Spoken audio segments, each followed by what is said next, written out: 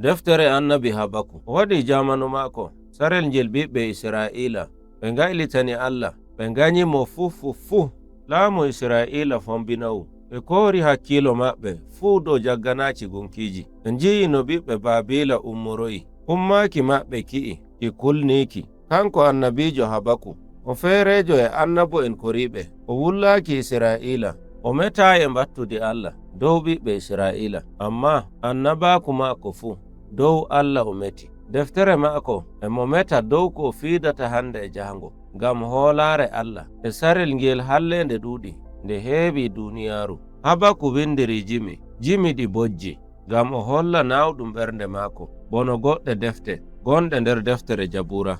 Deftere maako nde e nde fooɗoya hakkilo Allah ngam yimɓe maako torrotoɓe. Ta famti deftere nde boɗɗum daga suurawol go'o yaaki ɗiɗi ɗi suuraaji ɗiɗi ɗi bindirama bo ɓilde hakkunde Allah e Habaku. Annabiijo Habaku o waddani Allah gullaali maako kanji ɗiɗi. Allah bo notake ɗi wullandu maako arandeeru o woyi dow jikku ɓiɓɓe Israa'ila e iri yanayi ɗum ɓe gontindiri.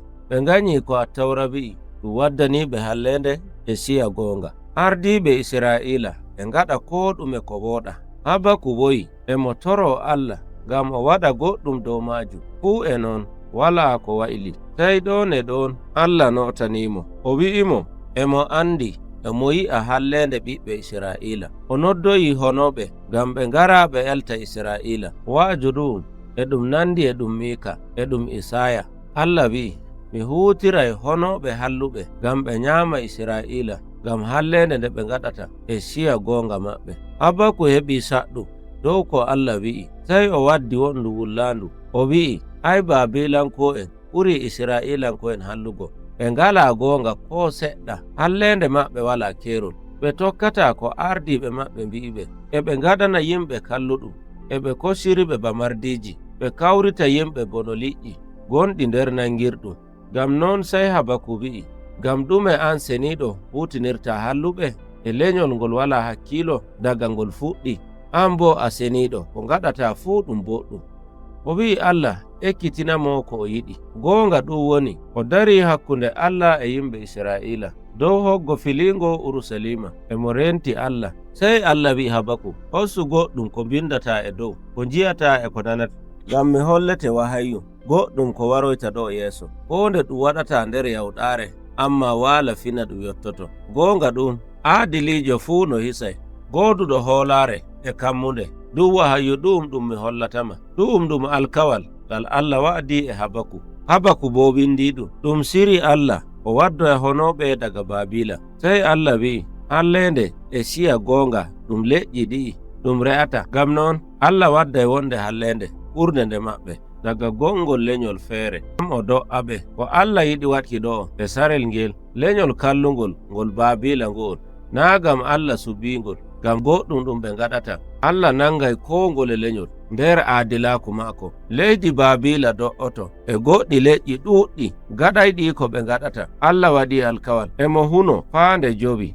emo meta dow laamiɓe kallanayɓe yimɓe waɗuki siya goonga waɗoɓe ko leydi Baabila waɗata. Sankitoɓe jawdi leydi eno riskuɓe leydi gariri ndin kalliranta ɓe ngalana ɓe ngaɗa ɓe nder nyamale kalluɗe e ɓe mofta jawdi maɓɓe e laawol kallungol. O hunake tataɓre dow hallanoɓe massuɓe e ɓe ngaɗa ɓe mbaɗa kuuɗe ɓurɗe sembe ɓe kuutira ɓe bono mardiji ɓe piya ɓe to ɓe keɓayi ɓe daari hunayere nayaɓre yaroɓe nguykinojam haa ɓura sembe e dow ardiɓe ɓe ngala hakkilo.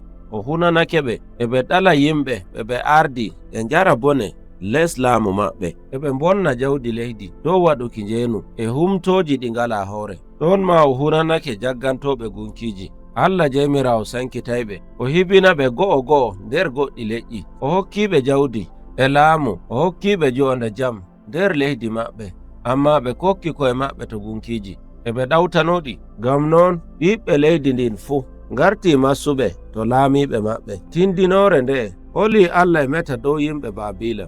Ko hollata ɗo woni emo meta dow yimɓe ɓe anda Allah Baabilanko'en.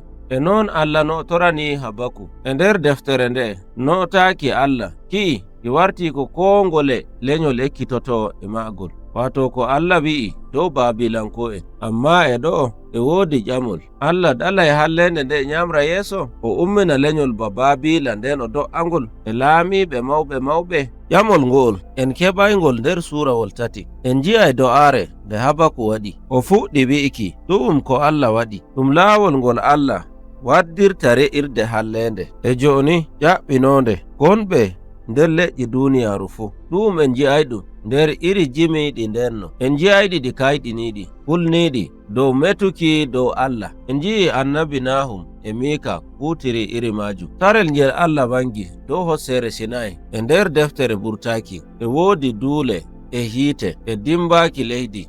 Waɗuki noon waddi kulol nder yimɓe ngam hallende maɓɓe. Sey ko mo yewi hettindani Allah. Habaku nyamri yeeso e metuki e mo tindina no ɗum do'irta hallende no ɗum waɗuno nder deftere burtaki. Allah warti konowo mawɗo honuɗo Fir'auna. Habaku fuɗɗiti wi'i Allah wadday kiita muɗum dow ko moye ardiɗo wuro ngam hallende maako. Fir'auna e Baabila ɓe ngarti laamiɓe ɓurɓe halluki, ɓe ngala yurmende dow ko ngole lenyol. Ɗon ma en mbi'ama Allah no haɓanay hallende o hisnay yimɓe maako e suɓaaɗo maako e mo meta dow laamiɗo garoyayɗo nder lenyol Dawda. Ngam noon jimol ngol e ngol hokka habaru deftere burtaki e ko woni nder mayre fuu. Deftere nde burtaki ki ɗum garayki ɗo yeeso o wartoyay ngam o do'a hallende e Fir'auna e laamiɓe Baabila fuu wonɓe nder duniyaaru ndu'u.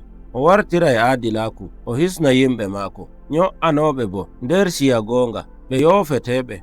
Kammunde nde kayre woni ko deftere annabi Habaku saawi nde waddi mantore ko nde duniyaaru e fusa e sankito ngam kokke e siya nyamdu ko konuuji ko waɗata fuu.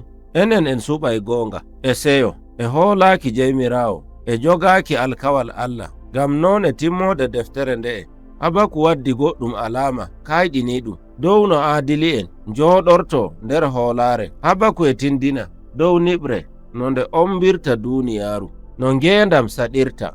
ɗum waɗay en jooɗoroɗen hoolaare en kooli Allah jiɗɗo duniyaaru fuu ɓuri no jiɗruɗen ɗum wonde nyalde o re'ay hallende. ɗum woni ko deftere Habaku saawi